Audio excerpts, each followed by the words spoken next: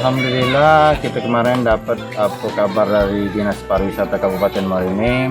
Jadi Danau Suci ini terpilih menjadi nominasi dalam ajang Anugerah Pesona Indonesia dalam kategori destinasi baru.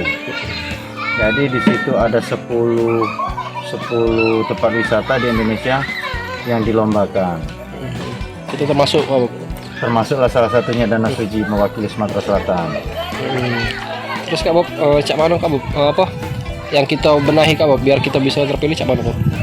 Dapat kabar bahwa di Danau Suci mendapat nominasi ajang Pesona Indonesia.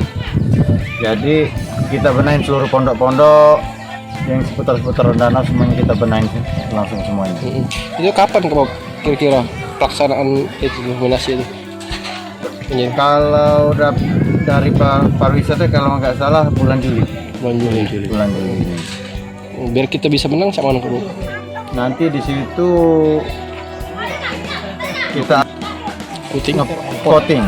Jadi nge-vote itu bisa lewat SMS, dengan YouTube, dengan Instagram. Terus itu lagi kalau dari SMS itu diketik, kalau untuk mendukung Danau Suci ketik API 17C kirim ke 99386.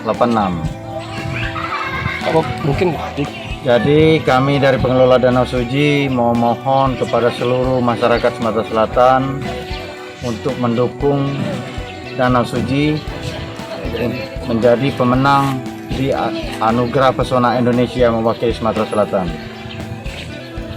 Ditunjuknya Danau Suci ini sebagai nominasi ini kita yang mengusulkan atau memang ditunjuk dari terpilih? Kalau kami dari Danau Suci tidak pernah mengusulkan, tapi kami dapat kabar langsung dari Dinas Pariwisata Kabupaten Muara Enim.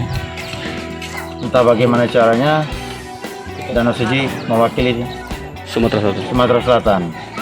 Atau karena banyak pengunjung Pak di sini biar kurang tahu juga kalau katanya dari API langsung yang survei ke sini mungkin ya. Katanya dari pariwisata dengan pariwisata kemarin. Provinsi ya, provinsi. Jangan lupa subscribe, share, komen, dan like ya.